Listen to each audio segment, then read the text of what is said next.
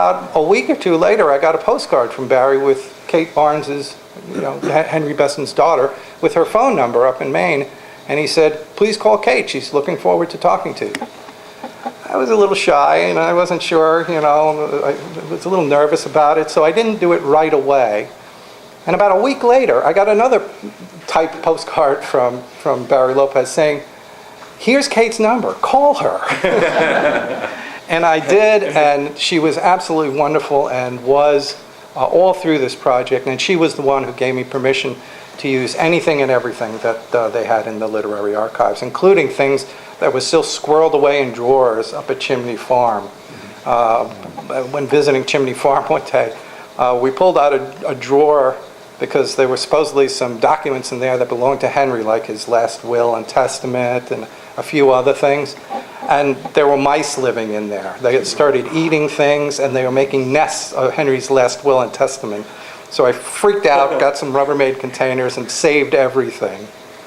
That was really the beginning of the hard work, because once I came to know Kate, she introduced me to everybody else who still knew Beston. Most of these people were in their 80s and 90s by then, including his two nieces, a very close friend of his, a couple of his godsons, and I interviewed all of these people. I knew nothing about doing interviews until this project, and then, believe me, after a dozen, 2 dozen, 3 dozen, you get much better at it.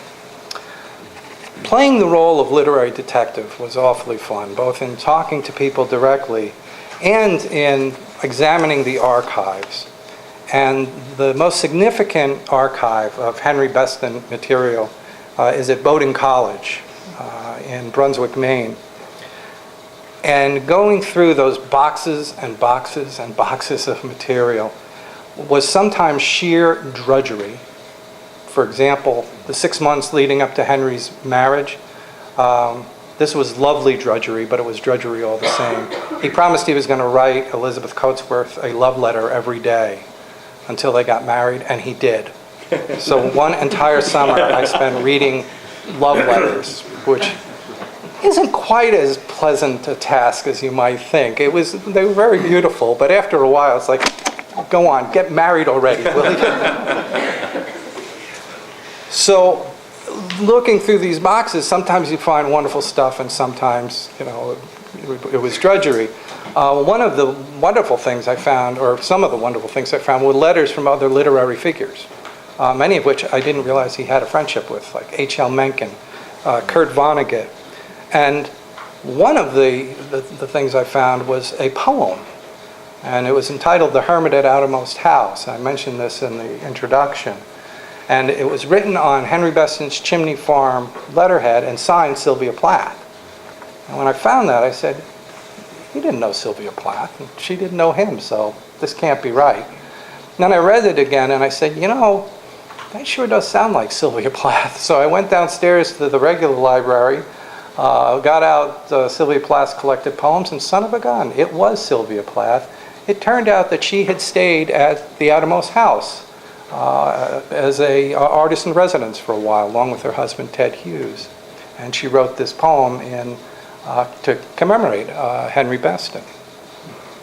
Some of the field work that you do, and I believe very strongly, and partly because, like some of my friends here, like Charlotte Walker, our scholarship is largely based on place, and having that tie to a certain place. So I believed that I should visit as many of the places that were significant to Henry Beston as I possibly could, not just Cape Cod and Maine, but his hometown of Quincy, Massachusetts, among other things. Well, I knew, and I went to Quincy on one visit because I wanted to visit the family plot in one of the local Catholic cemeteries and double-check some of my genealogical information. I knew that he had a brother named Joseph Louis, and that he died young. I think he was born in 1885, died in 1887, but I had almost no information on him, and including, I didn't have the exact dates of his birth and death. And being an obsessive compulsive, which is a good thing for a biographer, it's a bad thing for most people, but it's good if you're a biographer, I had to find out when he was born and when he died. So I went to the family plot, and I found everybody, or just about everybody, except for this sibling that I was looking for. I was about to give up in despair when on his mother's headstone, I saw something that could have been writing on top. So I said, well, maybe that'll have a clue. I took a look, though, and I couldn't read it. It had been worn away by time and the elements. And I was about to give up in despair once again when I noticed a gardener working in the cemetery.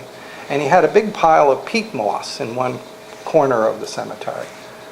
So I got a rainstorm, and I got a handful of peat moss, sprinkled it on top of the headstone, and blew it away, and lo and behold, there was all the information.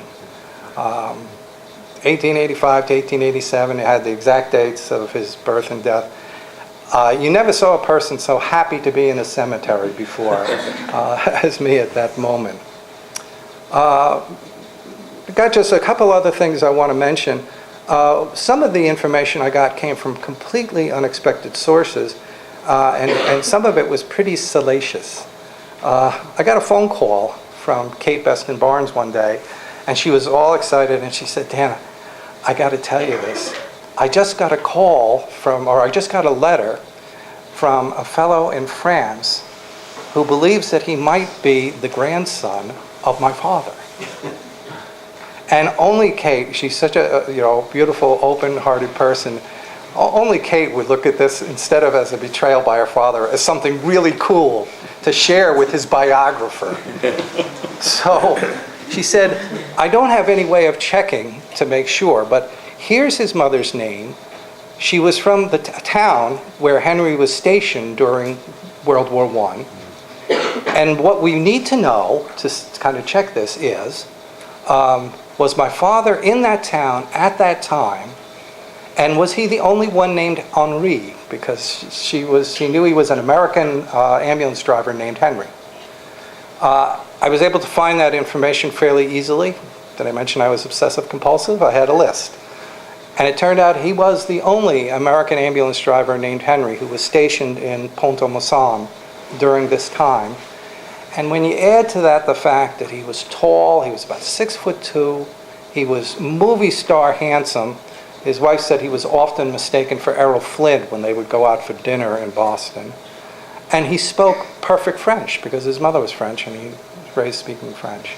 I called Kate back and said, "Yep, there's a pretty good chance that is your relative." And it's ironic because Henry, especially as he got older, desperately wanted to have a son. And it turns out he probably had one, he just didn't realize it. I want to close with one other nugget that I found in the archives, which was a letter that Kurt Vonnegut wrote to Beston after his house was declared a National Literary Landmark, his Dune Cottage on Cape Cod. Apparently, Henry Beston had written Vonnegut a very friendly letter when Player Piano, Vonnegut's first novel, came out. And Vonnegut attended the what Henry called the coronation, the ceremony when the house was designated a National Literary Landmark. And Vonnegut wrote this: 14 years ago, you wrote a friendly letter to me about my first book, which was called Player Piano. I'm 6 books into life now. Yesterday, I went to hear you speak at the Cape Cod National Seashore, was proud that our lives should have touched at some point, and was moved by what your life has been and what you had to say. Your wife is lovely. Your park is lovely. I think that's probably a good place to